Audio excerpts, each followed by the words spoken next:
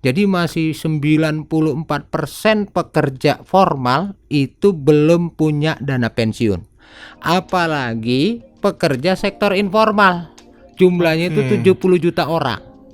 Itu sama sekali relatif belum tersentuh di Indonesia. Jadi karena itu literasi tentang dana pensiun itu menjadi penting.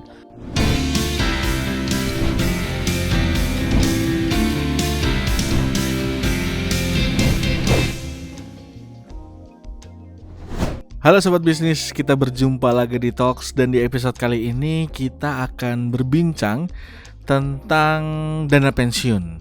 Mungkin Sobat Bisnis di usia produktifnya sekarang ada yang sudah memikirkan atau bahkan juga ada yang sama sekali gak kepikiran tentang dana pensiun.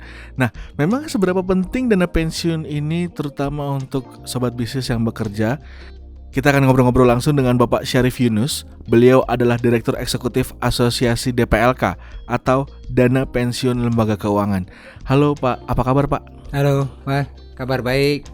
Pak Syarif, kalau kita bicara tentang dana pensiun nih Pak nih, boleh dijelaskan Pak, memangnya seberapa penting sih Pak dana pensiun itu Pak? Apalagi untuk kita-kita nih yang usianya masih produktif dan bekerja gitu Pak.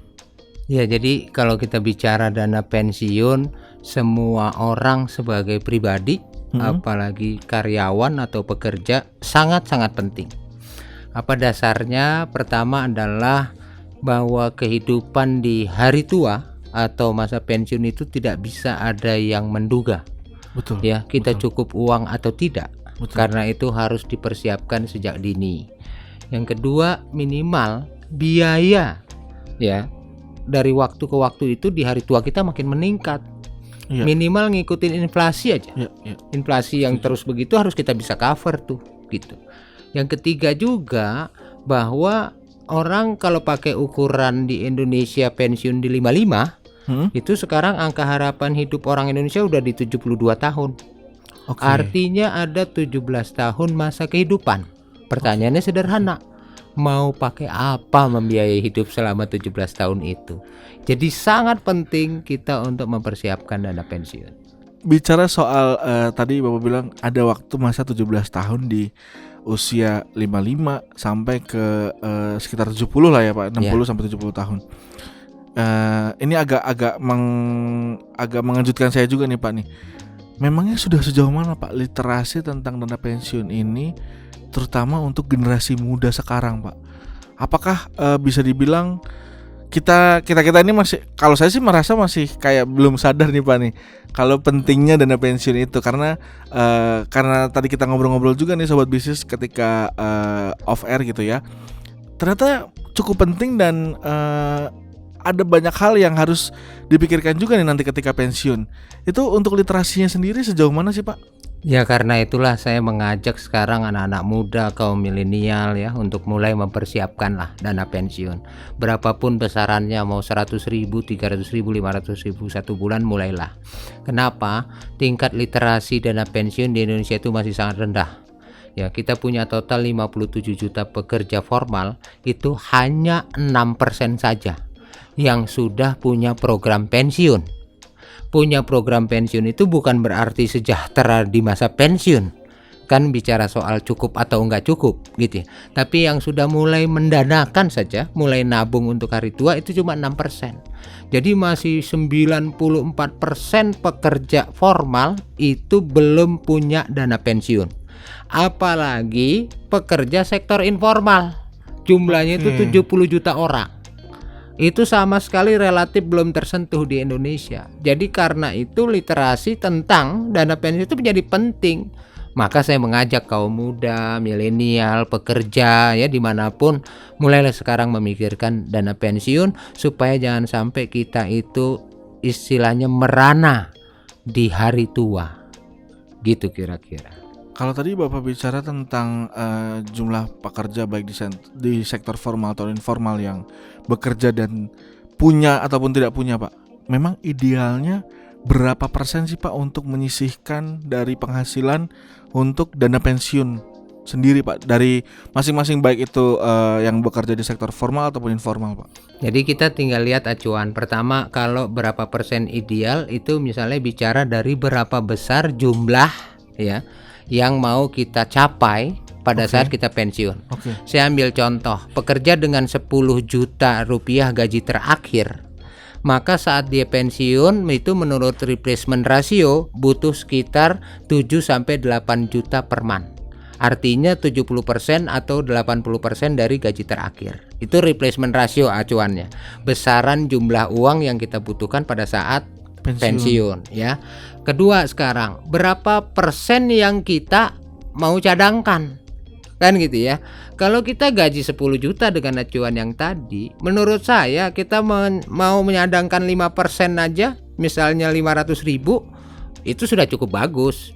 Ya, ideali berapa? Ideali ya mungkin sekitar 10% lah ya, 1 juta 1 bulan kita saving untuk keperluan dana pensiun atau hari tua kita, itu sudah cukup ideal. Karena apa? Uang pensiun itu diperoleh bukan hanya dari iuran yang kita tabung, tapi juga ada hasil investasinya. Ya, bahkan kalau sebagai karyawan itu ada insentif perpajakan. Jadi karena itu akan punya akumulasi dana yang cukup nanti pada saat pensiun, kira-kira gitu. Nah kita masuk ke insentif perpajakan dan juga akan diinvestasikan nih Pak nih. Ketika kita bicara soal DPLK nih Pak nih, ketika misalkan saya kemudian akan mencadangkan uang ke DPLK sendiri, skemanya seperti apa sih Pak? Ya, skema idealnya adalah kalau kita bicara dari fasilitas ya, kalau kita bekerja di satu perusahaan, gaji 10 juta, taruh uang untuk iuran dana pensiunnya 2 juta, maka kita kena pajak dari 8 juta. Ya, karena iuran yang kita setor itu dianggap sebagai biaya. Ya gitu. Begitu pula dengan perusahaan. Kalau dia mengikutsertakan karyawannya ke dalam program pensiun seperti DPLK gitu ya. Nah, nanti dari uang yang kita kumpulkan 1 juta itu diberikan kepada penyelenggara DPLK, lalu kemudian kita yang pilih sendiri investasinya kemana. Katakanlah ke money market atau ke equity gitu ya, atau ke fixed income.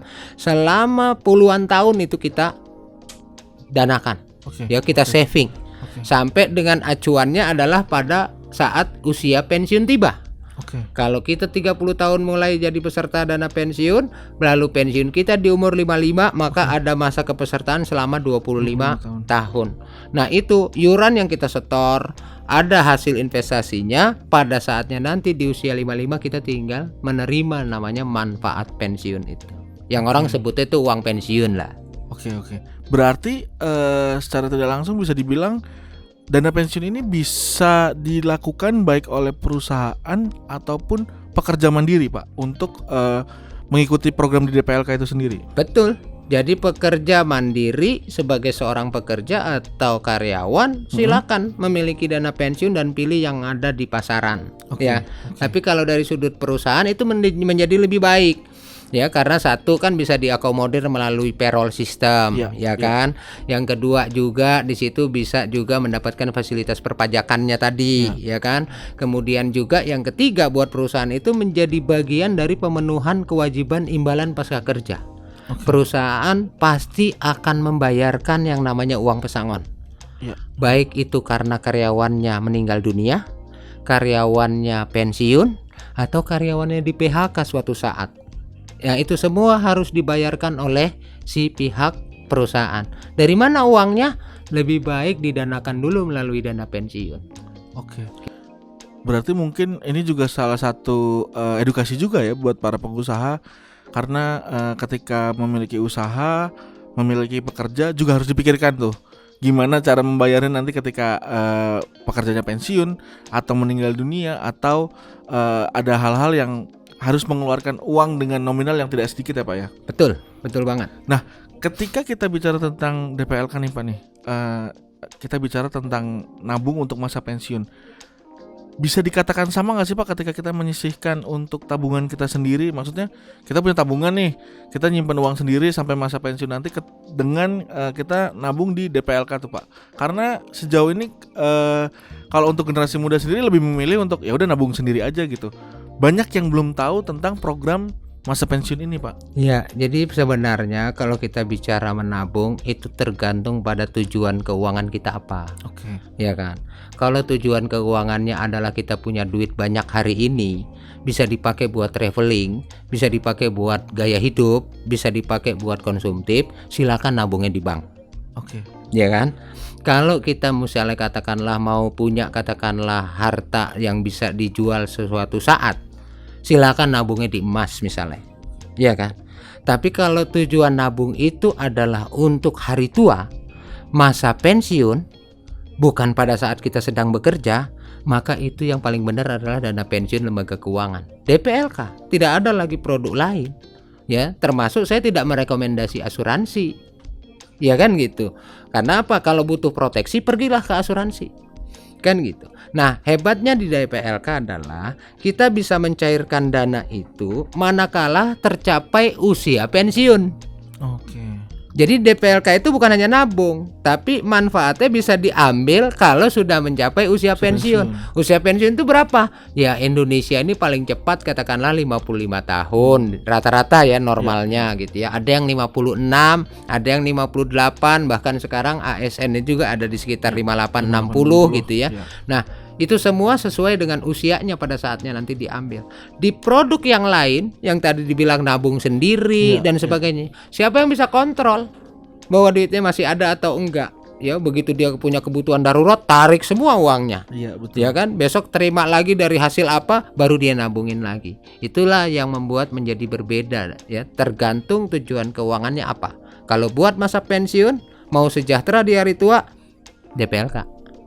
Ketika saya sebagai pekerja dan individu mau mendaftar di DPLK nih, Pak nih, adakah cara yang mudah yang bisa sobat bisnis mungkin yang menonton juga akhirnya kepikiran nih untuk pengen nih daftar sendiri gitu, karena kan perusahaannya tidak mendaftarkan mungkin dan pengen daftar sendiri, itu mekanismenya seperti apa sih, Pak? Ya, pada dasarnya sederhana dan gampang. Silakan saja memilih DPLK yang dibutuhkan yang mana. Di pasaran ada 26 DPLK gitu ya. Kemudian mungkin memang juga lihat mungkin ada fasilitas yang bersifat online gitu, atau memang kita harus walk in datang ke customer service. Tapi intinya setiap pekerja, setiap individu bebas memilih untuk punya program pensiun DPLK di 26 provider DPLK yang ada di Indonesia. Saya bercita-cita dan berkeinginan mudah-mudahan dalam waktu yang tidak lama ataupun paling tidak di tahun depan itu sudah ada aplikasi khusus untuk dana pensiun. Kira-kira begitu. Bicara lagi nih, Pak nih, ketika kita memasuki berdekatan dengan masa pensiun nih, Pak nih. Nanti ketika sudah memasuki usia 55 tahun misalkan nih, Pak nih, apakah nanti itu dananya bisa dicairkan semua atau bisa dalam bentuk bertahap, Pak? Karena kan ketika di masa tua nih, kita kan tadi bicara untuk hidup 17 tahun tuh, Pak tuh. Jadi 17 tahun mungkin ada yang butuh langsung kemudian untuk buka usaha gitu. Tapi ada juga yang mungkin butuh misalkan 10 juta dulu atau 20 juta dulu untuk sekian bulan ke depan gitu.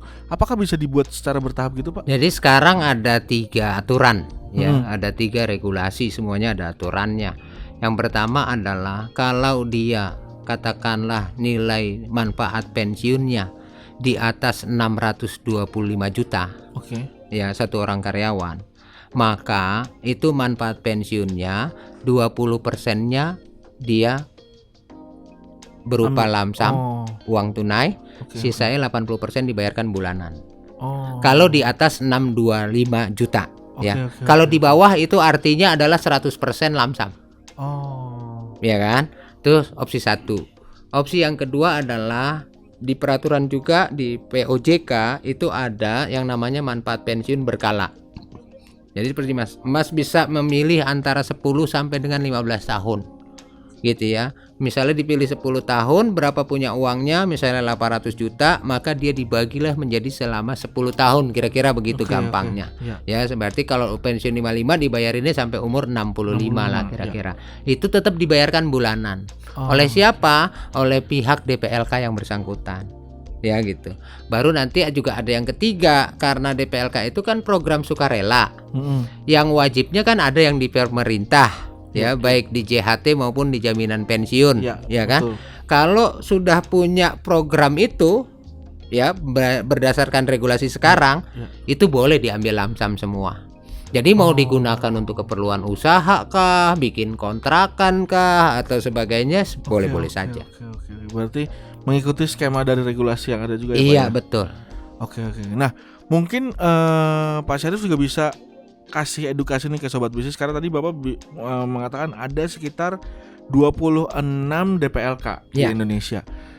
Ketika memilih DPLK nih Pak nih, bagaimana Pak cara memilihnya? Karena kan kita bisa dibilang saya pun sendiri sebagai milenial cukup awam gitu Pak untuk mengetahui dan memilah apa yang menjadi syarat utama atau syarat mutlak ketika kita memilih DPLK untuk menabung masa pensiun nanti Pak. Iya, kalau kita bicara tentang bagaimana memilih DPLK, yang paling pertama adalah memastikan kita punya orientasi untuk masa pensiun saat kita menabung. Lalu yang kedua adalah saat memilih dari provider DPLK-nya, itu pastikan servisnya sesuai dengan keinginan kita dan sesuai dengan regulasi. Servis itu menjadi penting ya, untuk misalnya mengetahui jumlah akumulasi dana yang kita peroleh. Yang kedua adalah misalnya kalau kita ingin melakukan pemindahan tipe investasi, ya, termasuk juga kemudahan pada saat kita mau mencairkan manfaat pensiun kita, itu bagian dari servis gitu ya. Kemudian yang kedua mungkin juga berkaitan dengan reputasi ya dari provider DPLK-nya. Maka pihak pekerja itu boleh bertanya kepada DPLK provider bagaimana reputasinya, bagaimana dalam hal menjalankan investasinya dan sebagainya gitu ya. Kemudian baru yang terakhir adalah kita bicara sekarang mau nggak mau itu bicara soal digital access. Kemudahan. Ya, iya, kemudahan karena semuanya eranya sekarang kan udah digital. Betul. Kalau bisa kita ngecek dana lewat digital, ya kan gitu. Kalau perlu kita mencairkan manfaat nanti lewat digital, nggak usah datang lagi gitu. Semuanya tinggal diupload gitu ya. Kalau perlu untuk pembuktian bahwa kita betul-betul peserta DPLK, ya tinggal foto selfie itulah, ya gitu. Jadi kemudahan-kemudahan itu yang harus mulai dipertimbangkan gitu ya. Maklum lah namanya nanti kita kan kalau sekarang masih muda. Kalau udah nanti pensiun kan udah berat jalannya tuh. Kalau masih datang lagi ke customer service kan repot. Mendinganan lewat digital access gitu kira-kira Mas. Oke. Sejauh ini Pak sudah ada berapa banyak sih Pak kalau peserta DPLK sendiri, baik yang dari mandiri ataupun daftar mandiri, daftar sendiri ataupun dari perusahaan Pak? Secara keseluruhan itu sekitar 3,1 juta pekerja ya. Dan itu 90% itu adalah kepesertaan dari perusahaan. Oh. Ya, jadi yang individu tadi yang kesadaran Kesadarannya pekerjanya masih jauh sendiri sekali itu ya, Pak, hanya 10% saja dari 3,1 juta. Jadi artinya memang kesadaran pekerja kita terhadap dana pensiun masih sangat rendah. Dan mungkin kedepannya juga diharapkan digital access, semakin ada digital access semakin mudah, kita juga semakin gampang juga ya Pak ya untuk mengakses itu ya Pak ya. Mungkin terakhir nih Pak nih, adakah pesan-pesan khusus Pak untuk generasi muda, apalagi pekerja, apa yang sebaiknya dipersiapkan untuk masa pensiun nanti, atau mungkin juga untuk para pemberi kerja, pengusaha juga, apakah pentingnya dana pensiun ini untuk pekerja-pekerjanya itu seberapa penting Pak? Boleh disampaikan ke sobat bisnis Pak? Ya, jadi saya kira buat para pekerja, buat generasi muda, buat perusahaan atau pemberi kerja, mulailah mempersiapkan masa pensiun sejak dini. Ya, di pensiun itu semakin muda semakin baik. Karena biarpun uangnya yang ditabung sedikit, kalau jangka waktunya panjang hasilnya akan maksimal juga. Ya. Kedua, dana pensiun itu sangat dipengaruhi oleh hasil investasi yang membuat dia juga semakin bermakna, makin besar hasilnya, makin berkembang. Jadi nggak ada alasan untuk menunda sebenarnya. Pada saat kita sudah punya gaji, harus berani menyisihkan sebagian dari gaji kita, 5% kah, 3%, 10% untuk keperluan dana pensiun. Kenapa? Karena 3 saja keunggulan dari dana pensiun. 1, kita jadi punya dana yang pasti untuk hari tua. Di luar dana pensiun itu nggak pasti. Ya, ini kalau di DPLK pasti. Yang kedua ada hasil investasi selama kita jadi peserta. Dan yang terakhir itu adalah sebenarnya ada fasilitas perpajakan. Tadi kalau kita nyetor punya gaji 10 juta, setor 2 juta, itu pajak kita dari 8 juta. Segampang itu sebenarnya. Jadi ayo kita mulai gitu ya untuk mempersiapkan hari tua kita, karena siapa lagi yang mau nyiapin masa pensiun kita kalau bukan kita sendiri. Gitu kira-kira.